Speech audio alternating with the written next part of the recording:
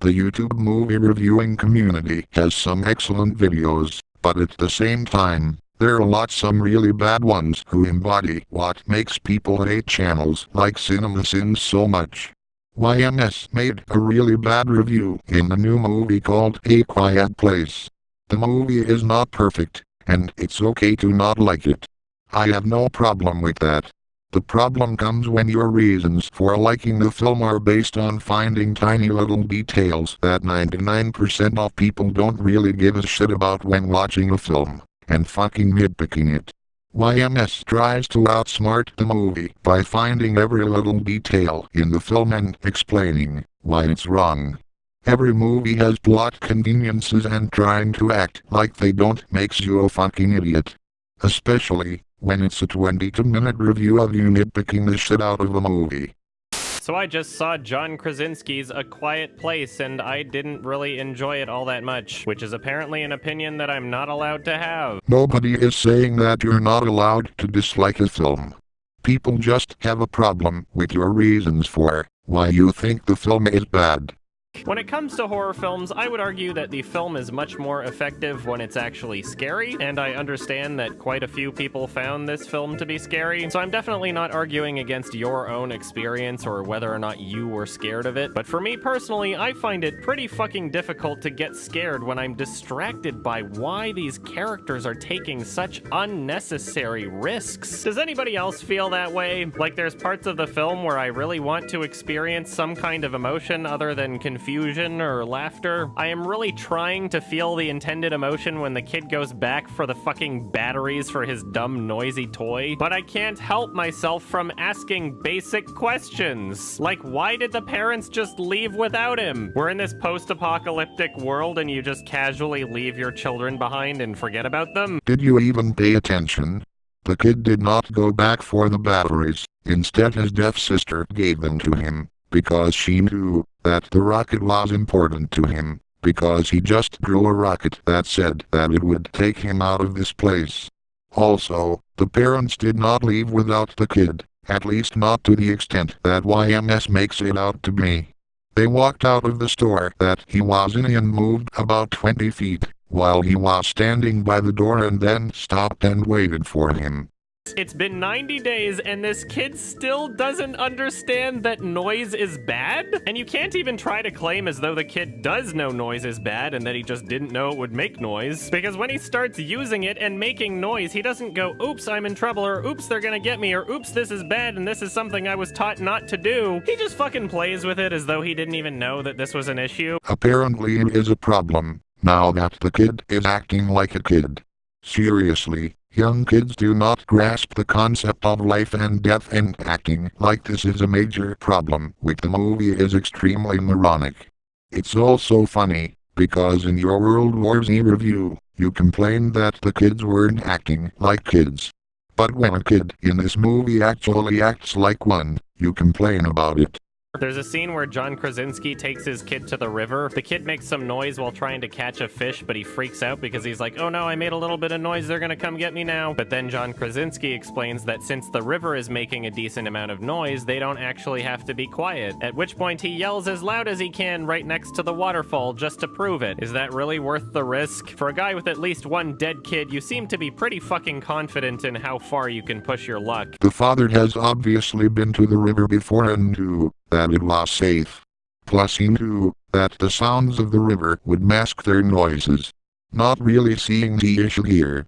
But the bigger question here is, why don't they just live near the river? The home you have doesn't seem to be fortified enough to prevent them from getting in anyway. Even just having a fucking tent out there seems like a better idea than living in your home where if you drop something, they come kill you. Yes, I'm sure living in a tent would be preferable. Makes total fucking sense.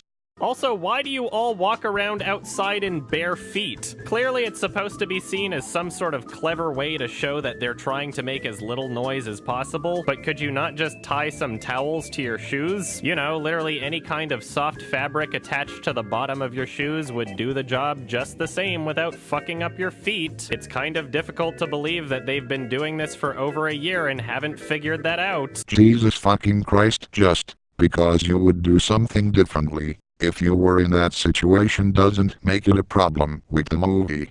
They are using sand to dampen their feet, so it's not only making sure they make less noise, but it is also protecting their feet from getting damaged. They are not being as stupid as you make them out to be. Seriously.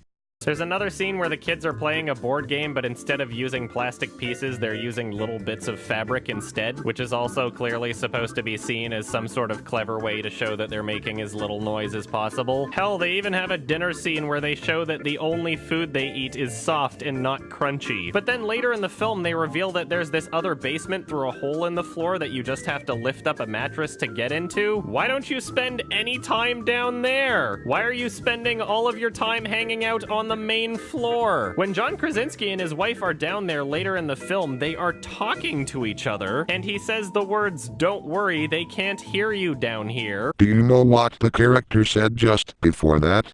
He said it worked. The characters clearly weren't confident about whether it was going to work or not. They were cautious about using it, and they have likely never tried using it before. 1. Because they couldn't be sure if it would work, and 2. Because, if it did not work, then they would be trapped. There is only one way out of the room, and it would not be easy to get out of there, if a monster was in there or above it. The characters were clearly only using it as a last-ditch attempt. Earlier you were getting mad at John Krasinski for taking a risk, now you're complaining that they are not taking a risk. Pretty inconsistent with your critiques, aren't you? Why didn't you play board games there? Why was this space completely unutilized for the first 2/3 of the movie? It would have solved quite a lot of your problems. Yes, but they didn't know that, and didn't want to take a risk, because they have their kids to worry about, which you got mad at Krasinski about earlier. You are essentially blaming them for not knowing the future. Like I said, just because they are not doing exactly what you would do doesn't make what they did a mistake or stupid. But nope, apparently it doesn't matter if characters are constantly putting themselves in much more danger than they should be in. Because this is a horror movie and they're supposed to be in danger, and it doesn't matter if there are incredibly easy solutions to the problems that they are putting themselves into. And apparently this kind of bullshit does not distract anyone from being able to feel scared for the characters. I guess I'm just crazy. You're complaining about minor logical inconsistencies that really don't affect the quality of the film all that much. Seriously. Then they've got this other basement that's accessible by stairs. To be honest, the layout of the property is a little confusing. I think this is actually a different building, but I'm not sure how far away it is, because otherwise these stairs would just lead to the same soundproof basement. Within this basement, they have a radio scanner and a microphone. They also have a whiteboard where they've written very basic and surface-level observations about these creatures. Things like confirmed blind and attacks sound. No idea why they don't use this whiteboard for something more useful. If you brought it out of the basement, you could use it to communicate with your family. Why use the whiteboard for that, when they communicate just fine with sign language? It just looks like you're looking for things to complain about at this point. So as the 9 months pregnant woman is walking back up the stairs, her bag somehow gets caught on a nail as she's walking up the stairs. And as she continues walking, it somehow bends the nail upwards. Like, holy fuck, are you ever strong? But unfortunately, just like every other plot device in this film that exists to put the characters in danger, this one doesn't make any fucking sense either. First of all, why was there a nail hammered into the step from underneath it? At what point was someone laying on their back underneath the staircase, hammering a nail upwards into it? What the fuck is that all about? Yes, because it's not like nails get loose in staircases or anything. Nope, doesn't happen. Clearly. John Krasinski and his son are walking back from the river, and apparently the kid's not even looking where he's fucking going and just walks into his back. Actually, the kid was paying attention. He was paying attention to walking on the sand trail. at which point he looks up to see why his father has stopped walking, and they see an old man with a dead body next to him that is assumed to be his wife's. John Krasinski gives him the shush sound as though to imply like, hey, I know you really feel like screaming over your wife's dead body right now, but don't make any noise because that would be very dangerous. But you'd think that if the guy was gonna scream, he would do that before they got there? Was he literally just waiting for someone to come along so he could scream at them? Did he conveniently just discover the body at the exact same moment that Jim and his son were walking by? Congratulations, you just answered your own question.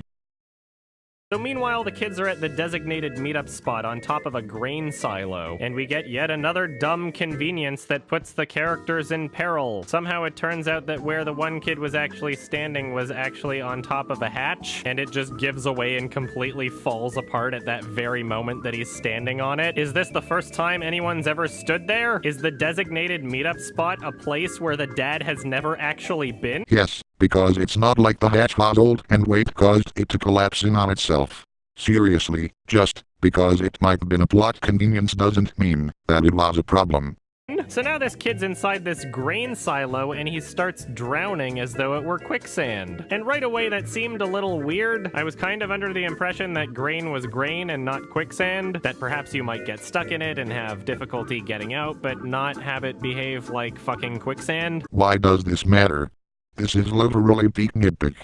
So the girl jumps down to save him and climbs on top of one of the door pieces that fell down. This metal door that she has now climbed onto and is using to reenact the final scene from Titanic. So she reaches down and grabs her brother and pulls him up, and now they're both on top of this door raft, completely safe from drowning in grain. But then the monster shows up and they hide by going underneath the metal door raft, at which point the monster steps on the metal door raft. So these two kids are underneath this metal door that has this giant monster on top of it, and they're now not sinking for some reason. And it's not even like they're hanging onto this metal door raft with their fingertips as they dangle far underneath it. No, instead their bodies are forming a layer between the grain and the door raft, which now has a lot more weight on it. Why aren't you sinking anymore? Congratulations, your editor just proved two of your points invalid by showing the characters hanging onto the door raft whilst you were saying that the characters weren't hanging onto the door raft.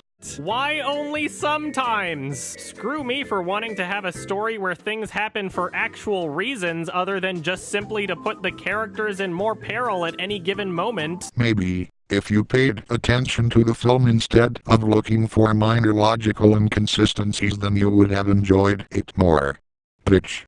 So Jim finally finds his kids and he tells them to go to this truck at the top of a hill, but I can't for the life of me understand why he asked them to do that. Why don't you just walk back to the house that you can see from here? Like, it's implied that they're going in the truck to get back to the house? What the hell are you thinking? Why would you walk back to the house when the monsters were outside and knew where the children were, when you could go in some form of shelter, i.e., a metal truck, and get back to the house quickly? So now the two kids and the mom are back in the basement past these stupid nail stairs, and one of the monsters comes down and it's about to fuck them up, but then the girl has this crazy fucking epiphany that comes out of nowhere. She looks at the whiteboard where it says, "What is their weakness?" And she's like, "I know, it's my cochlear implant." Did you actually pay attention to the movie, or are you just being a pretentious asshole again? Because her idea of the monster's weakness definitely did not come out of nowhere. In the first scene, where the hearing aid let off a loud noise and got rid of the creature. The second scene, in the silo, where the monsters got scared by the frequency and ripped a hole in the silo and is the only reason they survived. And the scene, in the car, where the hearing aid was hurting both the girl and the creature, but she didn't know that it was hurting the creature yet.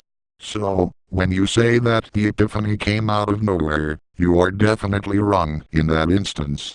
So anyway, the monster's in pain, and then the mom decides to shoot it with a shotgun, which seems to kill it instantly, meaning that bullets work on them. Is this an alternate universe where the United States military was never a thing? Apparently guns work just fine. What's the issue here? The only reason the shotgun worked when shooting the monster was because the shell was coming apart, thanks to the monster being in pain because of the frequency.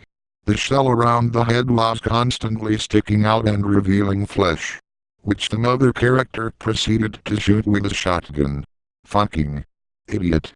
I am trying my very hardest to appreciate this film, but unfortunately the device that I use to appreciate films is called a brain, which I'm apparently not allowed to use when watching this movie. There is a difference between using your brain when watching a film and missing key plot points that were explained in the goddamn film, because you spent more time nitpicking small inconsistencies rather than watching the film overall. This review is pretty much summed up in this comment made by a user named Rushio2000.